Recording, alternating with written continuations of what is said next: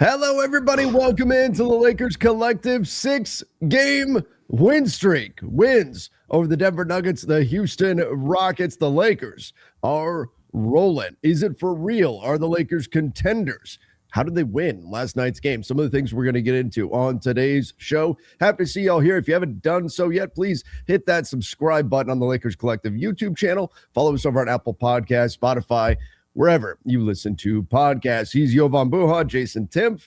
I'm Trevor Lane. Guys, it's nice to have shows after wins. This is much more fun going this route.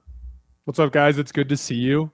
This year has been such a bizarre year in the sense that we had to be so pessimistic for so long because they were so bad for such an extended stretch against good teams. And then it's like just the exact dramatic opposite of that now. But this is more fun. We get to be more positive. We get to actually have productive conversations surrounding things that make sense this season rather than constantly looking to the big picture. Before we go any further, I just want to say that it's been really cool to watch this team. I loved a quote from Marcus Smart after the game yesterday talking about how he heard everybody talking trash. And he's like, I think it's so cool that this team looked in the mirror and said, hey, we got two directions we can go here. We can either mail it in the rest of the way because we're bad, or like, hey, maybe let's try to make something out of this. And they've tried to make something out of this. And will they win the trophy? I don't know. Probably not. But they're at least trying. And I think that that's an incredibly admirable thing that makes them way more fun to watch, and it keeps the fan base engaged. I just can't say enough about how much I appreciate this recent run from them. Yeah, we talked about it last week, but there were three things I wanted to see coming out of the All-Star break. I wanted them to get healthy, which they largely have right now outside of Maxi Kleba. Everyone's always banged up to a degree, but everyone's relatively healthy. They have been nailing the minutes with the big three, plus 13 net rating post All-Star break. So I was like, can they get to plus 6? Can they get to plus 8? Like plus 8 would be amazing. They're crushing people with the big three on the floor, including crushing good teams with the big. It wasn't just going back to the Warriors or the Kings or some of these blowouts that they had. No, like they've been winning the minutes against the good teams with the big three. But the final thing was, can they string together some statement wins here against really good opponents, and to beat the Knicks and the Wolves in the decisive fashion that they did, lead the Knicks wire to wire, blow that game open against the Wolves in the third quarter. That was impressive in and of itself. But I also have been impressed by the way that they just beat Denver and Houston, where it's like, okay, those games, you maybe faced a little bit of adversity in that first half against Minnesota. You couldn't get a shot to fall in the fourth quarter against New York. You also went cold, but you were in control. Things were going your way to some degree. Against Denver and Houston, they faced real adversity. Denver dominates them in the middle portion of that game. Houston is also dominating them in the middle portion. LA looks to be in control early second. Houston takes over. LA's down 10 almost midway through the third quarter. And then they go on this incredible run to take control of that game and just strangle Houston's offense. And then the Denver game, we'll get into that as well with the overtime heroics. But just winning in like the contrast of those two wins. One was a shootout that went to overtime. One was a rock fight that the teams didn't score for 3 straight minutes in the middle of the fourth. Like, it was the ultimate rock fight that should have favored Houston, but instead it favored the Lakers. So to win a couple close games in two completely different ways, I think is really impressive. And this just is another notch in their belt, so to speak, in terms of they've shown now like 4 of these 6 wins have been against top 8 or 9 teams in the league. And they're absolutely rolling right now, playing their best basketball. Yeah, and you love to see it. They're doing it in very interesting ways. You mentioned the big three. And last night against the Rockets, the big three, LeBron, Luca, Austin, they were plus 19.2 per 100 in the 24 minutes that they shared the floor in last night's game. They are starting to figure things out with the three of them on the floor. Some of it, I'm sure we'll get into it from our chat questions and everything else. The slotting with LeBron acting as the third guy. It's kind of funny. I noticed on a rewatch of Lakers Rockets, how many times LeBron would get a defensive rebound and turn and find Austin Reeves to give him the ball. I'm like, man, for how many years did we see somebody gets a defensive rebound and it's find LeBron, get the ball to LeBron? It's such a shift. Now it's get the ball to Austin Reeves when it's LeBron and Reeves on the floor. The offense is going through Austin, and LeBron is benefiting. Had a great lob dunk. I believe that was in the fourth. Austin was able to throw it from almost half court. and LeBron threw it down. So that shift, I think, has really worked out. It's simplified things for the Lakers, and it's a big credit to LeBron and for his ability to focus on some of the other areas of the game and do what he's doing out there. The three of them are finding rhythm. That's bringing them to another level. I also love the hustle. Jason, a moment ago, you mentioned that Marcus Smart quote. The Lakers were, what was it? They were up 10, I think, with about 30-ish seconds left, and Marcus Smart head first dive after a loose ball. I think some of this we can get into the three of them playing together, the different little things that they're doing in order to make that happen. But Jason, some of this is also, as you've talked about in the past, they're playing really hard, and that oftentimes makes a big difference. Yeah, so when we would have conversations surrounding their ability to beat good teams, we would talk about how their half-court offense is great, but they don't have anything else that they do well. Like there wasn't a single other thing that you'd point to, like, oh, they can win a game doing this. Like they couldn't win a game offensive rebounding like the Houston Rockets. They couldn't win a game by dominating in points off of turnovers like the Oklahoma City Thunder. They didn't have like some other punch that they could go to. And one of the most interesting things about this recent 10-game stretch is the Lakers are dominating the margins. They're winning games in a bunch of different ways. They're 6th in defensive rating in this 10-game span, so they can win games with their defense like they did last night. They are winning the points off of turnovers battle substantially over this 10-game stretch. That's tied to their defense, but it's also part of their running habits and the way they've been running the floor. They've been winning in fast break points per game. They've been winning in second chance points per game. It's baffling that a team that had seemingly no interest in trying to win on the margins has made that a huge part of their identity over the course of the last month. I think the guys in the locker room deserve a lot of credit for that. And I think JJ Redick deserves a lot of credit for that. And last night was a perfect example in the sense that the Lakers had a brutally bad half-court offense game relative to the quality of shots that they were getting. Austin Reeves had a rough night. I think Austin is just a little bit of conditioning, a little bit of physical. Like, I think there's a little bit of like improvement with his body away from him being able to turn last night's game into an efficient night. Because I actually thought Austin got to his spots fine. He just wasn't finishing when he got there, like shots right at the rim that he was smoking or mid-rangers that he was missing.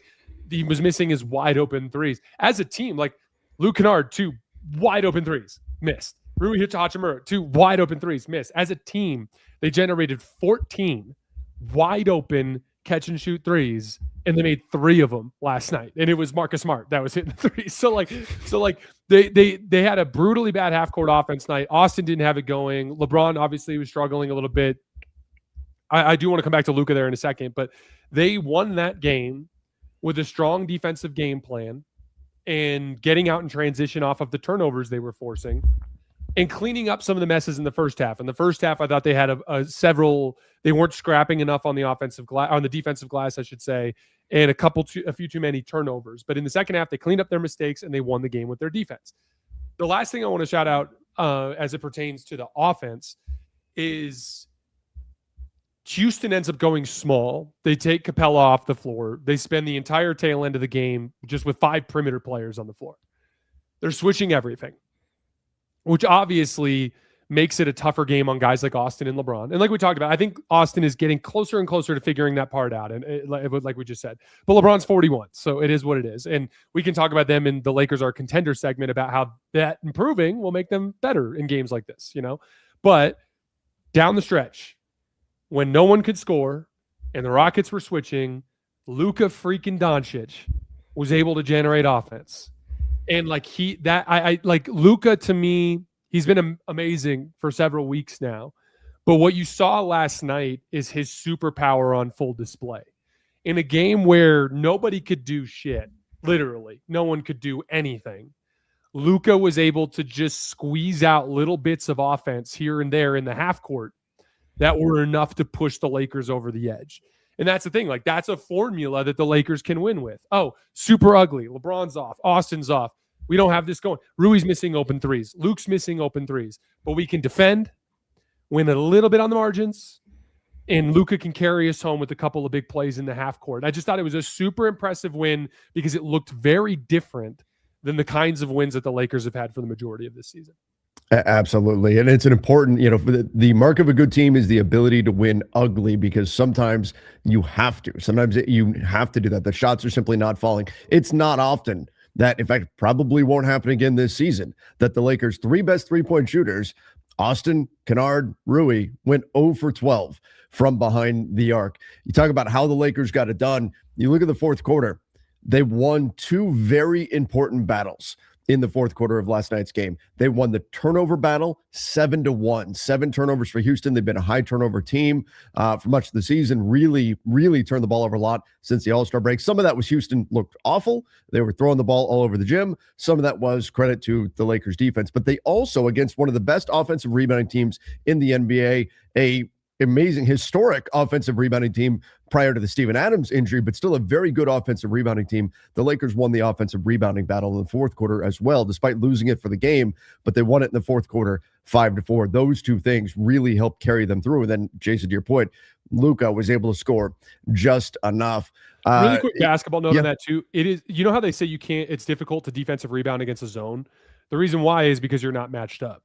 Similarly, it's extremely difficult to defensive rebound when you're doubling, because you're in rotation off the ball. And so, to your point, the Lakers winning the offensive rebounding battle down the stretch while doubling was really impressive. Yeah, and again, it's reflective of the effort that they put in order to squeeze the Rockets there, get that win. Jovan, are you buying it? Where are you at now with this Lakers team here? I'm buying it. I mean, I agree with everything Jason just said. I think going into, like, looking ahead to Wednesday's matchup, which is a huge game now that the season series is on the line. If the Lakers win, they go up 2.5 games ahead of the Rockets, plus win the season series and the tiebreaker. If they lose, it's now a half game and Houston gets the tiebreaker. I think in general, DA and Jackson both need to be better. Like, DA had an incredible final stretch of JJ goes back to him again to close after a rough first 3 quarters or quiet first 3 quarters. He got outplayed by Clint Capella in the big Clint Capella Bowl. Clint Capella was the best center on the floor for the first 44 minutes of this game. Then JJ goes back to DA. He gets 4 offensive rebounds and 6 of his 7 points down the stretch. Made some huge plays also defensively, being part of both the doubling and rotating and helping. So second game where he came up huge in crunch time. But Jackson, this was kind of a rough matchup for him, where with how much switching they do and just some of the physicality, like especially when he was matched up with Capella, Jackson I thought was getting pushed around a little bit, just did not have a good game. And we've seen it against switching teams that can sort of negate Jackson's offensive value. I think Rui has to be better defensively and as a rebounder. There was one stretch there in the fourth where they had 3 offensive rebounds on a single possession, and Rui was directly involved in 2 of the 3, just losing that battle man to man. And we saw the clip with LeBron going off on him, with Ahmed Thompson just going, just out muscling and out jumping him. Like, I think Rui has got to be better, especially if the Lakers are playing small ball. Like then it's going to come down to Rui, LeBron, and Luca holding it down defensively on the defensive glass. So I think that's an area he needs to be better. I think the Lakers could do an even better job of spamming some of the attacks against Reed Shepherd. They did a really good job of targeting him, but getting LeBron, Luca, Jake in the post against Reed Shepherd and really targeting him. And then I also think they got to be better. And they got better with it with the trapping, but I assume there's going to be, we'll see if there's a counter from Ime Udoka and the Rockets offense. Maybe not. Maybe the Lakers could get away with the exact same game plan. They did it for basically an entire half. But some of the stuff in the middle of the floor, right, where KD and Jabari Smith Jr. were able to walk into pretty easy, sometimes even uncontested mid-range jumpers that were like layups for those guys. And also some of the back cuts. Lakers were fell asleep sometimes off of the ball along the baseline. But I mean, yeah, this group is, to Jason's point, over the stretch of 10 games, they're top 3 offense, top 6 defense. Post All-Star break, they're 5th in offense, 12th in defense. I think that's more realistic and sustainable. But if this team is a top 5 offense and they're hanging around top 10 defense, or at least like top 15, that's where this is a group that can win a first round series and have a competitive second round series. And then depending on who they're matched up with, like who knows how far they can go. So like that's the recipe for success for me is like they're hitting it now, right? They're winning the big 3 minutes. They're winning the starter minutes. The starters are +7 post All-Star break net rating. Like everything is going in the right direction. Guys are shooting well. You look at the win streak. They have 6 guys shooting 38% or better. Just a lot to like recently. Yeah, this is exactly when you want to be hitting your stride too. You're going to be securing playoff positioning and you're getting ready for that postseason, which is absolutely massive. Love what we're seeing out of this team right now. We're going to get a little more in depth into that in just a moment. We'll talk about the Rockets rematch coming up tomorrow. What's on the line? There's a lot going on in that game. First, we're going to give a shout out to our sponsor, and that is Shopify. We'll be right back in 1 minute. Starting something new isn't just hard, it's terrifying. There's always that moment before launching something where you're thinking, is this actually going to work? Whether it's starting a business, launching a product, or building something online, there are a lot of moving parts, and having the right tools behind the scenes can make a huge difference. That's where Shopify comes in. Shopify is the commerce platform behind millions of businesses around the world and powers 10% of all e-commerce in the US. With hundreds of ready-to-use templates, Shopify helps you build a beautiful online store that matches your brand. It's also packed with helpful AI tools that can write product descriptions, page headlines, and even enhance your product photography. And Shopify helps you get the word out with email and social media campaigns so you can reach customers wherever they're scrolling. Plus, everything you need, inventory, payments, analytics, and more is all in one place. So it's time to turn those what ifs into cha-ching with Shopify today. Sign up for your $1 per month trial today at shopify.com/LakersPod. Again, that's shopify.com/LakersPod. All right, again, Can a big I thank you pin to this Shopify. this comment real quick? I agree, TK Baller. I could listen to Jovan read ads all day.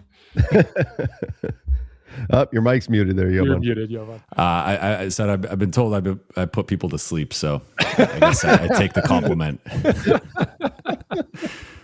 We're gonna create a channel where it's just you talking. We're gonna put it on loop. And it's going to be a 24-hour. People will tune into that. They'll put it on when they're going to bed at night. It'll be fantastic. That'll get tons of views.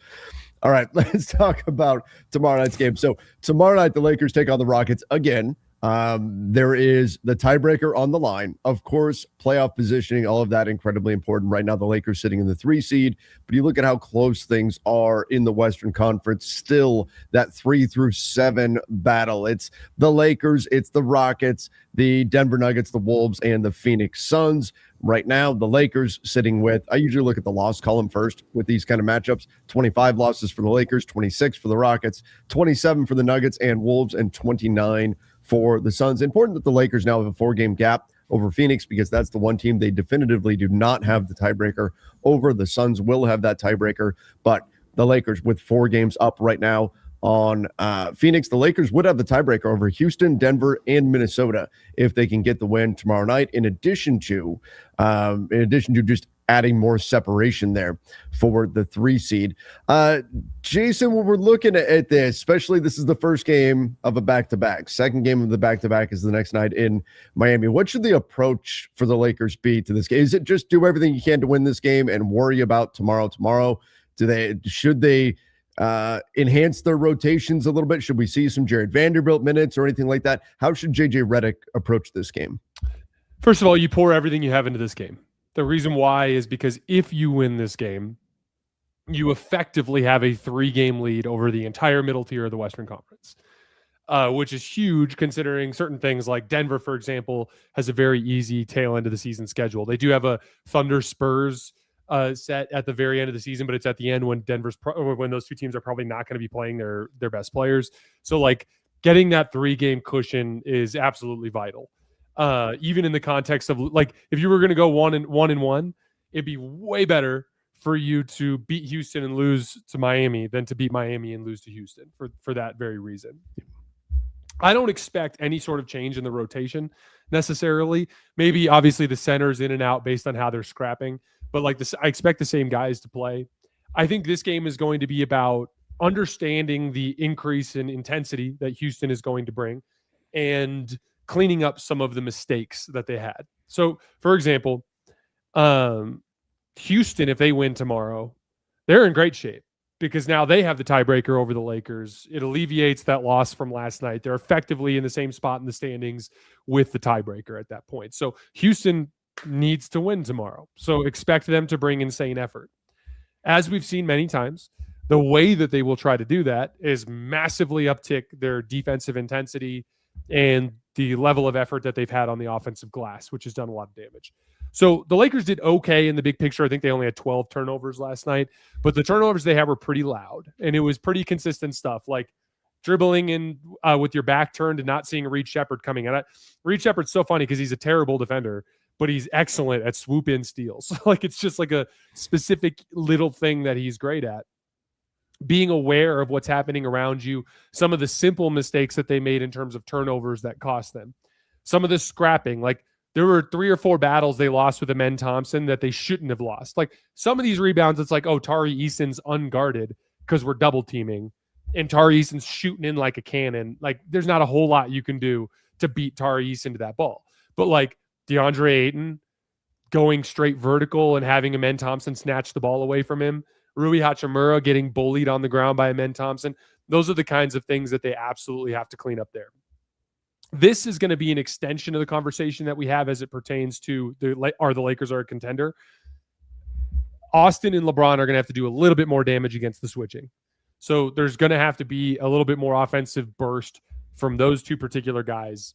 As far as the KD double teams go, to Jovan's point from earlier, it's not just the Lakers that have done this to them. This has been the story of their entire season, whether it's been Şengün, whether it's been, regardless of who's been out there, they've struggled with this dynamic. And it's a combination of several things. Kevin Durant struggles to handle double teams, and they have such a poor combination of shooting and playmaking talent on the floor that they struggle to convert 4-on-3s effectively.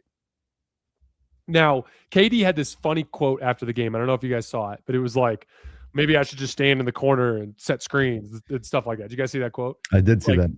What's so funny is it's like, yeah, you should, KD, because this thing where you dribble the ball across half court and wait for the double come and then to turn it over half the time and to throw it to a guy that's going to turn it over the other half of the time, that's not working. And like having someone else initiate offense and having Kevin Durant play in the flow where the ball's coming back to him would be a much better option than him dribbling across the court into double teams. Now, that would be my next kind of angle here is like, if they come in and play the exact same way, whatever, business as usual, you repeat the game plan from last night.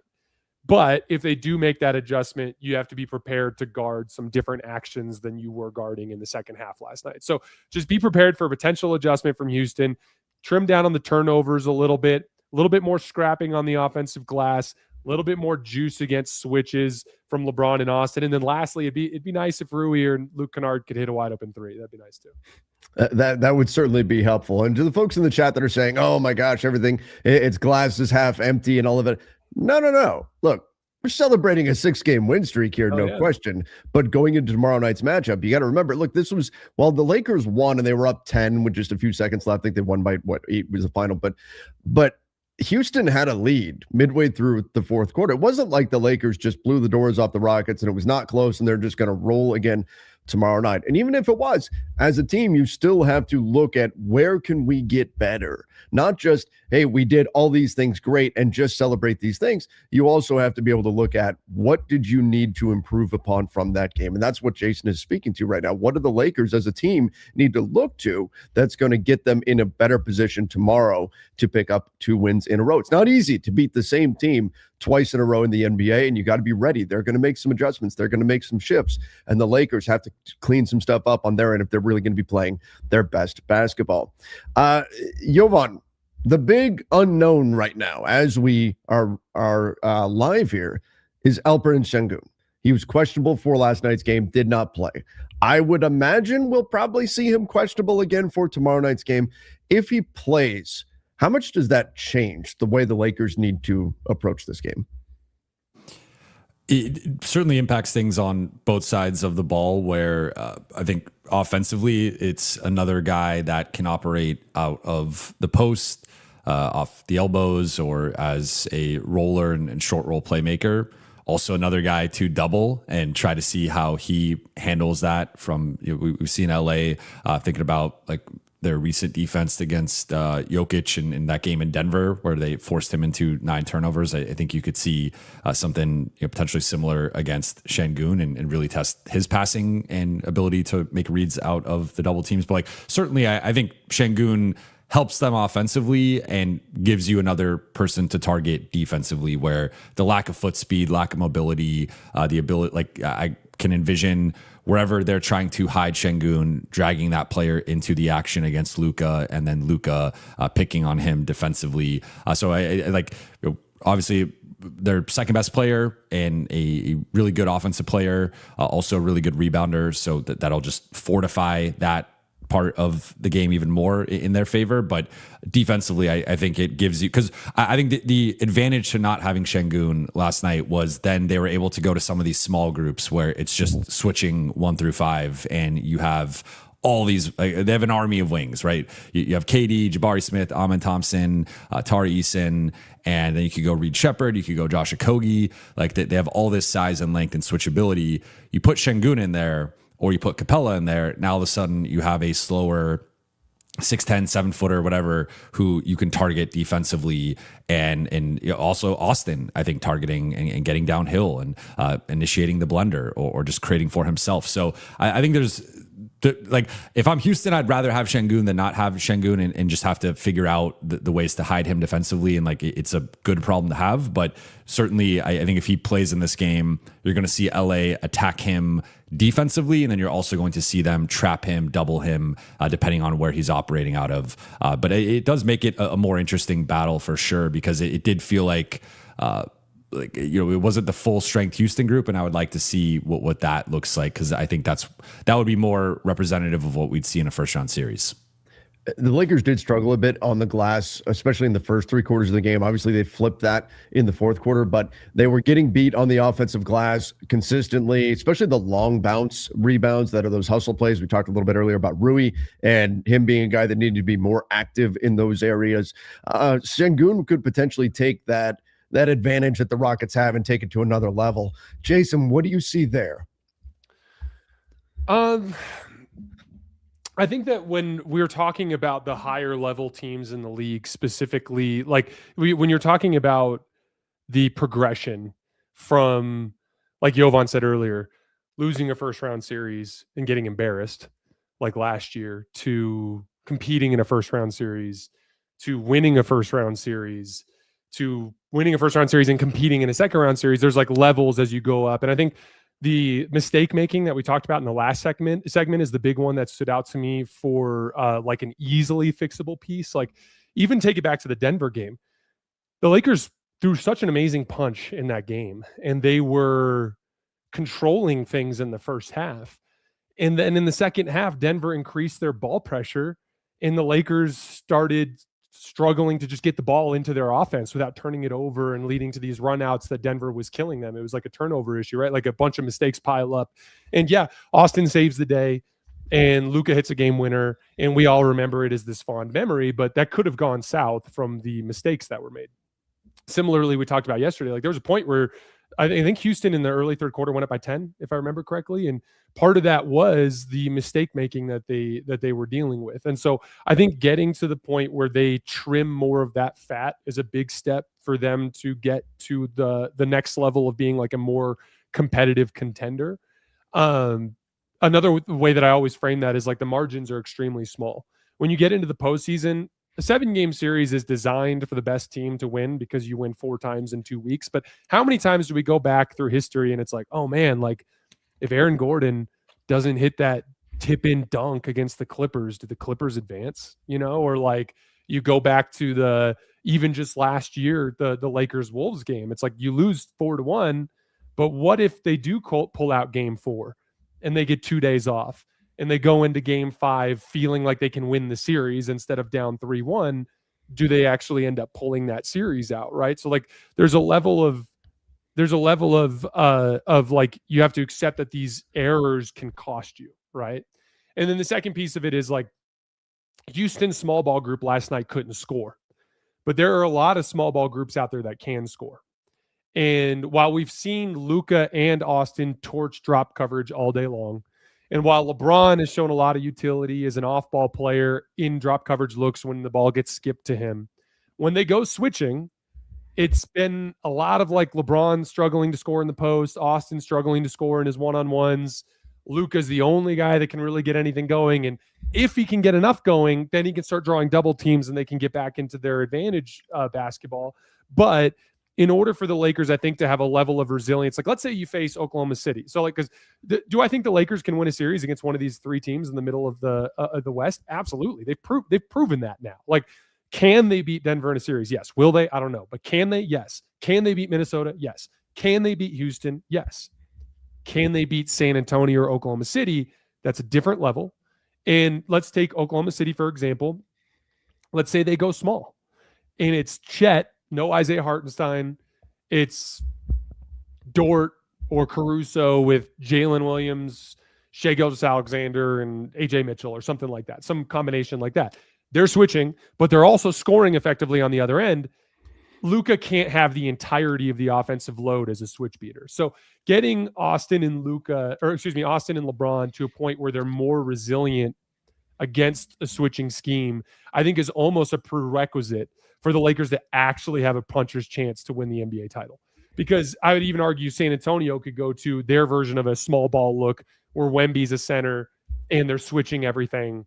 And it becomes a problem where they're unable to get some of the natural looks that Austin can generate against drop coverage. So trimming the fat and the mistakes. And then I really do need to see more out of LeBron and Austin as offensive players against a switching scheme for me to feel like really comfortable about saying like, oh yeah, this team, if they made the conference finals or if they made the finals, I wouldn't be completely stunned.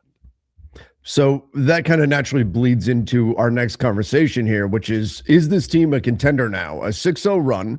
Some of this, it depends. Like did they get a little fortunate against Denver at the end? Yes. I thought they also made some things happen. Jovan, where do you stand? Are the Lakers considered to be a true contender right now that they're the 3 seed in the West and they're playing their best basketball of the season? Well, it depends who you ask, I would say. According to some of the prominent national shows, I would say that they're still not. I would say for me, they have elevated to fringe contender. I think to Jason's point, to me, OKC and San Antonio are probably, they've been the 2 best teams in the league in the regular season. I think OKC is the best team in the league, but you can make a strong case for San Antonio as high as number 2. I've remained high on Denver, but they've just not been able to put it all together this season. They've not gotten healthy yet, and I still think there's some questions about their health down the stretch here. So Denver is for me maybe like the team that's hardest to place within this entire conversation. But then in the East, you have Detroit and Boston, New York, Cleveland, et cetera. So I think they're somewhere in that mix of, like, if you asked me a couple of weeks ago, I probably would have had them 9th or 10th in overall pecking order of like championship equity. I think they've nudged up over a few teams, and you can make a case for them maybe 6th, but I still think there's a few teams I would put, at least a few teams I would put ahead of them. But if they continue the stretch here and they go 10-4 down the final 14 games of the season, they're going to be higher for me right now. Are they going to jump OKC and San Antonio? Probably not. I don't really, even if they won out, I don't think I would necessarily put, like, I would give them a real shot to, like, maybe that San Antonio series at some point becomes more of a coin flip, 50-50. Okay, they can beat them, but they're not, there's almost nothing they could do, I think, over the final 14 games that would have me view them on that level. What it could do, though, is have that gap between them and the rest of the middle of the West be so notable that you're just like, yeah, they're going to be a heavy favorite in round 1. So that's what I'm more so looking at. But I will note, I think there is I think we talked about this maybe a super chat like a few weeks ago or something, like what was the pathway to the Lakers making a conference finals? And I think it is starting to shape up here, where if the Lakers can be the 3 seed in particular, and it's Minnesota or Houston as their first round opponent in that 3-6, I think they could beat either one of those teams, and I would favor them over both currently. Denver to me is a much closer series. I think that probably goes 7, and then it's could be a coin flip. But then they play San Antonio round 2, and I think they have a much better chance of beating San Antonio in round 2 than OKC. OKC remains the team that I don't think they match up well with. I think all of their strengths hit at a lot of the Lakers' weaknesses and shortcomings, even with their recent plays. So if they can avoid the OKC bracket and you'll get a favorable first round opponent, I think that there's a pathway there. Now, I would still favor San Antonio in round 2, to be clear, but San Antonio is also unproven. They've yet to win a playoff series with this group. Most of their primary rotation is not even played in the playoffs. So we typically see young teams like that go through these at least a couple of years in the playoffs before they finally break through with the conference finals. Maybe Wemby is that special and that generational that it doesn't really matter, and his first postseason is going to be conference finals or finals. We'll see. But I think if the Lakers have a much better chance of beating San Antonio than OKC, in my opinion. And if they get in that 3-6, I think there is that pathway to the conference finals. Yeah, I agree 100%. I think I have them as contender adjacent, fringe contender, wherever you want to put them. I don't think they're on the same tier as the top tier clubs right now. They have been playing very, very well. 8th in the NBA in net rating since the All-Star break. I like the way they've taken their game to another level. I think on both ends of the floor, they're figuring some things out offensively, defensively. Some of it is scheme. Some of it is just the amount of hard work, hustle that they're putting in, which is always endearing to a fan base, watching the team out-compete their opponent. And that's something that I think we've seen enough times in the last couple of weeks here. But I've got them as not quite a true locked-in contender, but they're that team now where before we were saying they were a first-round exit, maybe second round at best. I think they have leveled up beyond that to where now you'd be kind of disappointed if they didn't make it out of the first round or give somebody a real run in the second round and have a real shot to advance to the West Finals. They're now the team that I'm looking at and saying, you know what? They're not the favorites to get out of the West. Certainly, they're not. I don't think they'd be the favorites to advance out of even the second round, but they've got a shot. They've got a puncher's chance if they're playing this way. You get Luca. Luca can go off and have a few games on his own that he can win in a playoff series. You have a throwback game from LeBron at some point. Austin Reeves goes on. Like, they are a dangerous team right now for anybody to face potentially in the second round. Of course, they got to get there first. We know what happened last year in the first round, but they're playing at a level right now where I'm not going to slot them among the very, very best and say, hey, they're now one of the championship favorites in the NBA.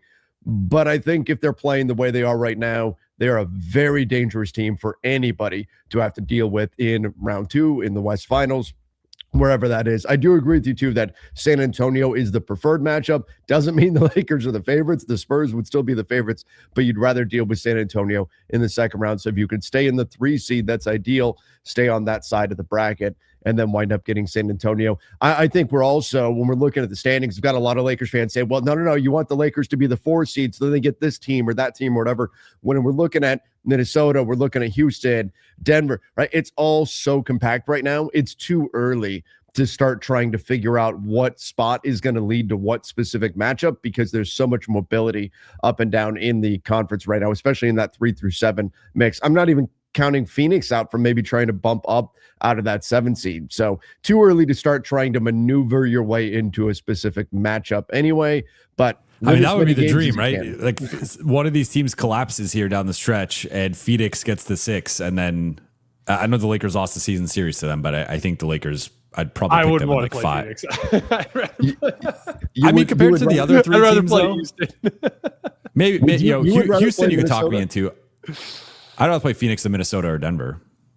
It's our team struggles so much with physical ball pressure, like from bigger wings. Like the thing with Amen Thompson, like they're just like Jabari Smith's a little too upright. Amen Thompson's a little too skinny. Like it's the Dylan Brooks, Ryan Dunn problem that freaks me out a little bit with Phoenix. Now, I don't think we'd lose to Phoenix. I think the Lakers would beat Phoenix, but I think that series would beat the heck out of them. It'd be I'm more just being facetious, but you guys get the point. Also, I feel compelled to say, like, when we're talking about how the Lakers are not like a real contender, they're contender adjacent. Like there might be 3, maybe 4 in the entire league. It's like. Yeah.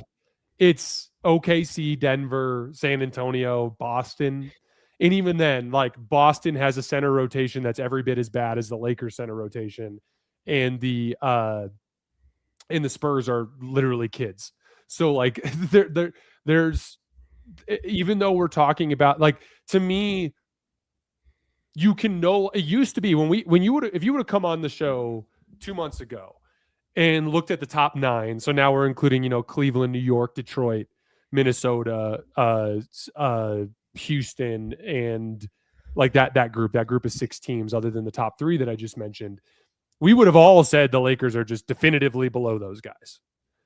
Now now none of those teams I can say are definitively above the Lakers anymore. And so that really is the leap that they've taken. Like I do want to try to, at least on my show, refine the contenders into some more refined tiers. But most of the year I've been looking at it as 2 tiers, like legit top tier contenders, and then the second tier teams, which are like flawed contenders that, like, if they catch good matchups and other teams get hurt, like you wouldn't be shocked if they made the finals kind of thing. And like, I think the Lakers have firmly entered that tier now. Now, where they land in that tier, to Jovan's point, like, are we going to be looking at this in mid-April and be like, oh, like I feel pretty good that they're going to win their first round series? Whereas we could be sitting there going like, oh, maybe, like there's a lot of ground to be gained just between those 2 destinations. But then there's like a whole other set of ground to cover to get to that third destination, which is, can you like go toe to toe with the Spurs? Can you go toe to toe with the Thunder? Can you go toe to toe with Denver or Boston? And so, yeah, like I think when we're talking about them being contender adjacent, it's more just a conversation about how there really isn't a ton of those types of teams at the top of the league. There might be 4, maybe. Yeah.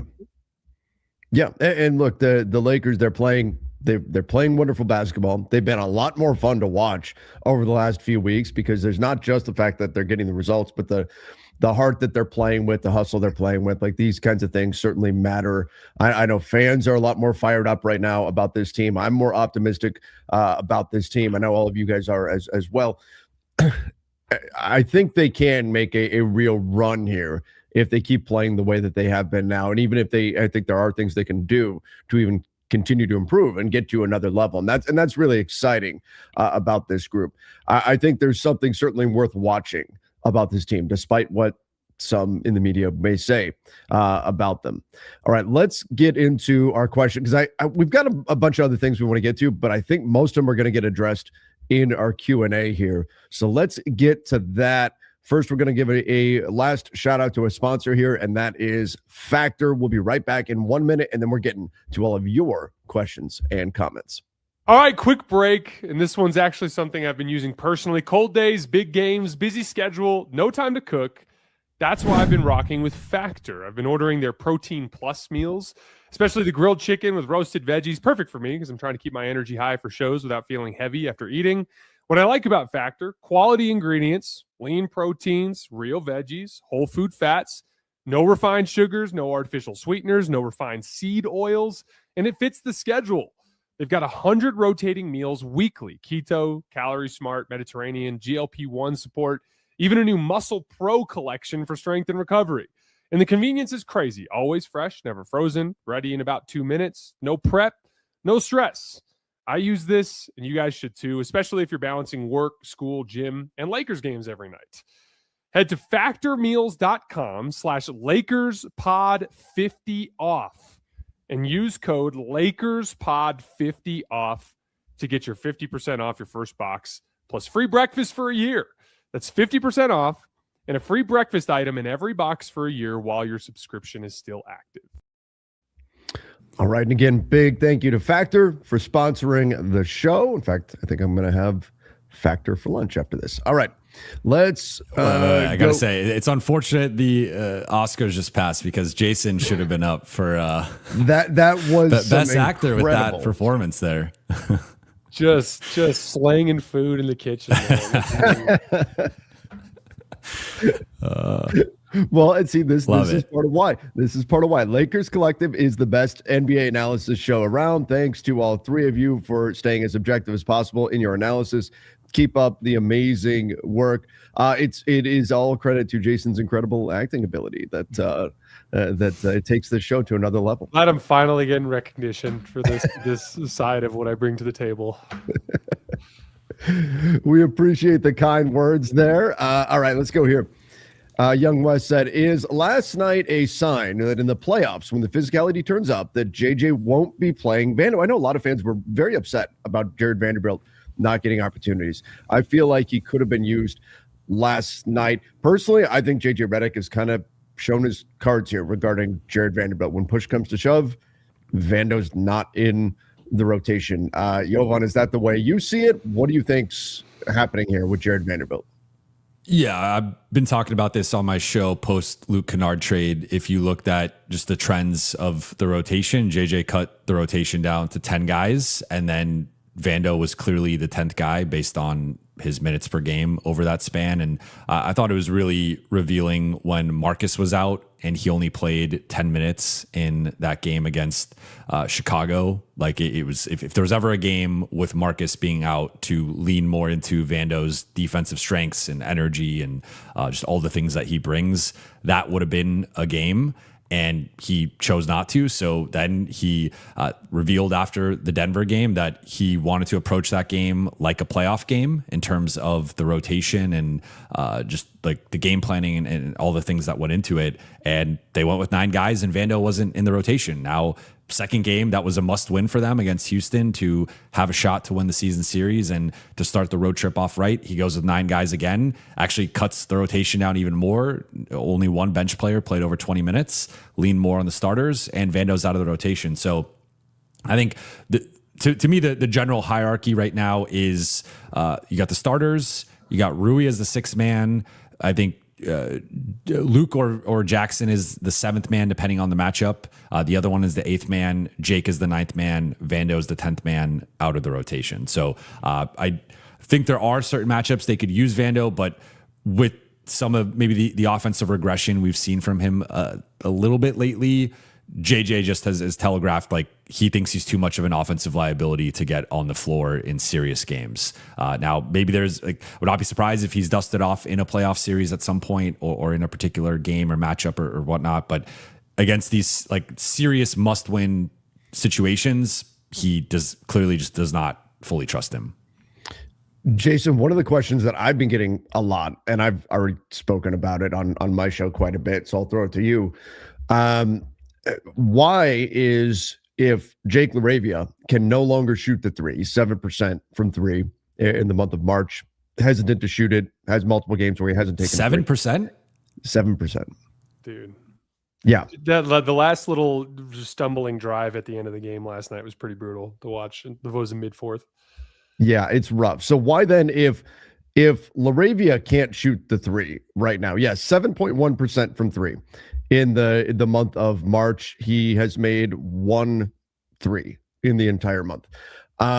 Jason, why then does JJ not just say, well, if LaRavia is not shooting the 3 anyway, why not turn to Jared Vanderbilt and replace LaRavia with him? Why still Jake over Vando, even if LaRavia is not shooting the 3? So I actually think Jake's been playing pretty well all around. Like he keeps doing a ton of damage on the offensive glass. Like he's one of those guys that I think that JJ is almost making an investment there in the sense that like he's getting enough out of him defensively and on the glass to where if JJ does start hitting 3s, it could actually pay a lot of dividends. Like I was actually talking about this on my show this morning. Like remember when we used to talk about how like there wasn't a single player on the team who could defend and shoot a 3? Well, that's changed thanks to the rise of Marcus Smart. And Marcus Smart has become a very good defensive player that is shooting 40% from 3 for a couple months now. And even Austin Reeves has been defending super well. So like it's kind of tilting in that direction. It's not like I didn't think that Jake was passing up open looks over that game against Houston. Like he just moved the ball and made the simple decisions when he would catch in space. I think that JJ's banking on he has a higher offensive ceiling than a guy like Jared Vanderbilt, even though he hasn't actually necessarily shown it. And the most important part is the team is defending and they're getting stops. Like I really do think that Vando had a lot of utility when the Lakers were in the dregs of the regular season and they weren't playing very hard. And all of a sudden having a guy who could go out there like a banshee and just play super, super hard had a lot of value. Whereas now the whole team is just in lockstep, like playing hard, really locked in, doing their jobs. And Super chat. I'm sorry. Did you see Gabe Vincent's shooting like 29% from three in a Hawks jersey, by the way. Anyway, we're in a phase of the season with the way the team is playing and how well they've been doing defensively. I don't necessarily think they need Vando right now the way that they did 2 months ago when they were kind of stuck into some of the morass of the season. This is a random detail, but I was thinking about it because we were discussing the rebounding piece, which Jared Vanderbilt is an excellent defensive rebounder. The Lakers' defensive rebounding numbers have been really bad, even during this 10-game stretch. I think they're 18th or something like that. They've been rebounding pretty poorly. But it's like there's a lot of context to dig into there. Because like we talked about, when you're double teaming, you're not actually in matchups where it's easy to box out and to actually secure the defensive rebound. So what I think is really fascinating is the Lakers are not defensive rebounding super well, but they are forcing a lot of turnovers. They are getting out in transition off of those turnovers. And because they convert their second chance opportunities at such a high rate because they have such a good half-court offense, they're actually winning the second chance points battle despite the fact. Now, last night notwithstanding, but in the big picture in this run, they're winning the second chance points battle. So it's been kind of a fun trade-off from JJ Redick where he's like, okay, we're leaning towards aggression on defense, which is costing us some offensive rebounds. But guys like Jake are offensive rebounding well enough, and we score so well in the half court off of our offensive rebounds that now we're winning the points off of turnovers battle, the fast break points battle, and the second chance points battle all at the same time, which I think is a formula that's working. But again, like I think that JJ is getting what he needs out of Jake. What's working with the rotation now is working, and there is upside. Like I wouldn't be stunned if Jake had a 20-point game before the end of the season. I would be stunned if Vando did. So like that's kind of the upside that I think that JJ is betting on. Yeah, and I love that you shout out the offensive rebounds as well. No, go ahead, Jovan. I was just going to mention the offensive rebounds have been really critical for Jake. He's been making a lot of hustle plays like that, getting deflections, steals, those sorts of things. I was just going to add that this reminds me of earlier in the season, JJ, remember he had the stretch when LeBron came back, Vando was iced out of the rotation and had the 8 straight DNP CDs. And one of the factors that JJ referenced was he was part of just some lineups that did not work. And he was sort of a casualty of the lineup data. And I think it's worth noting that coming out of the All-Star break, looking at the last 14 games, every rotation player has a positive on-court net rating, except for DeAndre Ayton, who's barely a negative at minus 0.8, and Jared Vanderbilt at minus 12.6. So for whatever reason, they're actually they're defending terribly with him on the floor. They have a 132 defensive rating in the 111 minutes he's played. But for whatever reason, the Vando minutes have just not worked post All-Star break, and he's been like, I guess, a casualty off of it. Like I would not be surprised if we poked and prodded more with JJ on that, if that's what he says, because that was a big thing. Like during that stretch before that, the Vando minutes had not been great, and that's why he pulled him partly from the rotation. I think it's a similar situation. And Jake, really quick, for the record, Jake is a +9, which is the 4th best mark on the team behind Jackson, Marcus, and Luca. Yeah, which is important because he's had some rough on-off numbers earlier in the season. This is actually a fascinating stat. So if you look at the last 11 games, the Lakers perimeter players, their offensive rebounds per 36. So the guys in the rotation, it's like LeBron 1.1, Rui 0.9, Austin Reeves 0.7, Marcus Smart 0.6, Luke Kennard 0.3, Luca 0.1, Jake LaRavia 4.1 rebounds per 36 minutes. Oh offensive. My goodness. 4.1 That's just offensive? Offensive rebounds per 36 minutes. Wow. In the last 11 games. So when Jake is out there, he is straight up getting the Lakers a bunch of extra possessions. Like he's been killing it in that department. Man, this comment here from our account, hit that subscribe button. Everybody in here right now, if you haven't done so yet, double check right now, see if you're subscribed. If you're not, hit the subscribe button. Let's get to 16K subs here.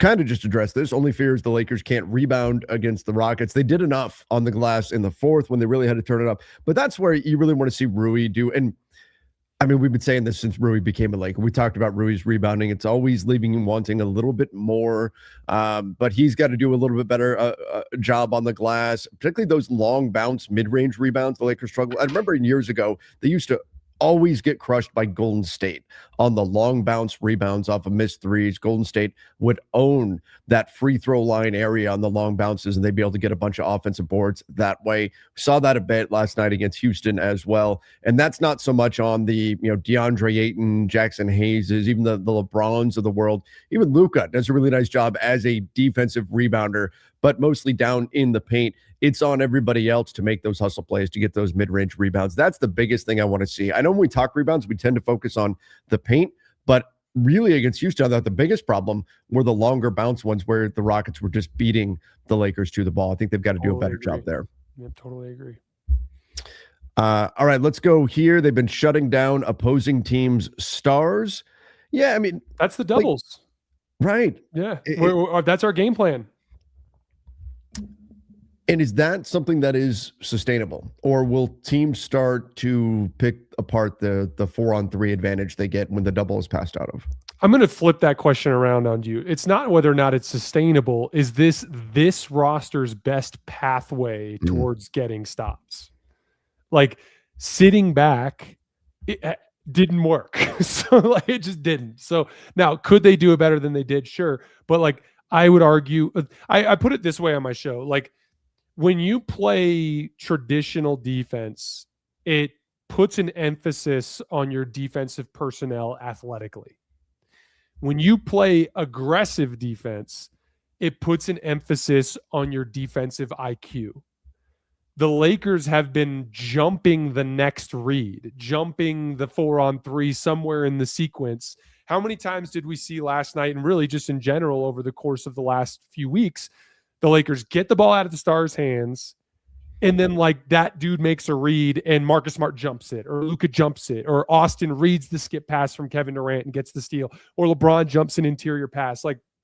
This is a scheme that indexes towards an actual defensive strength of this team, which is Luca, Austin, LeBron, and Marcus in particular are very good at anticipating what the offense is going to do.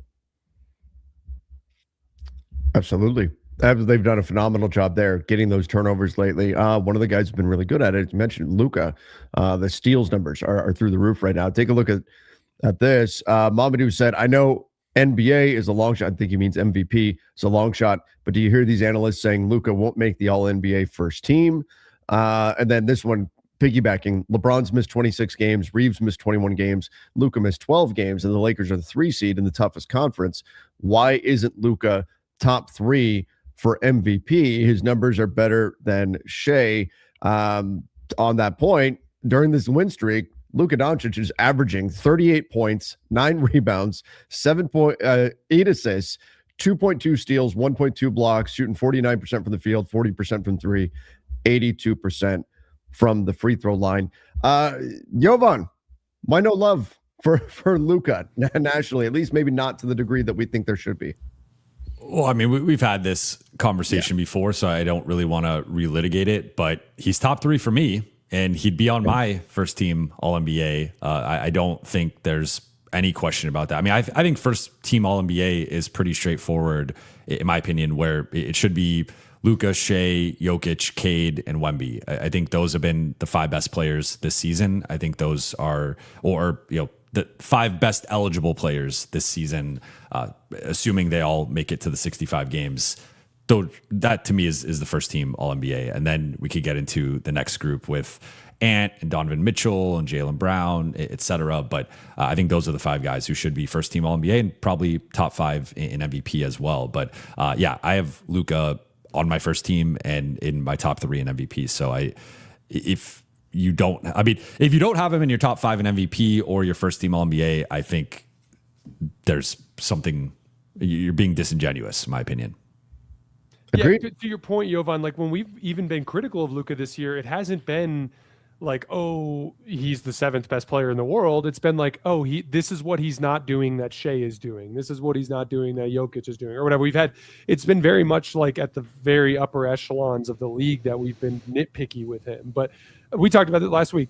I think anywhere lower than like 2 or 3 in MVP, I'm just going to vehemently disagree with you.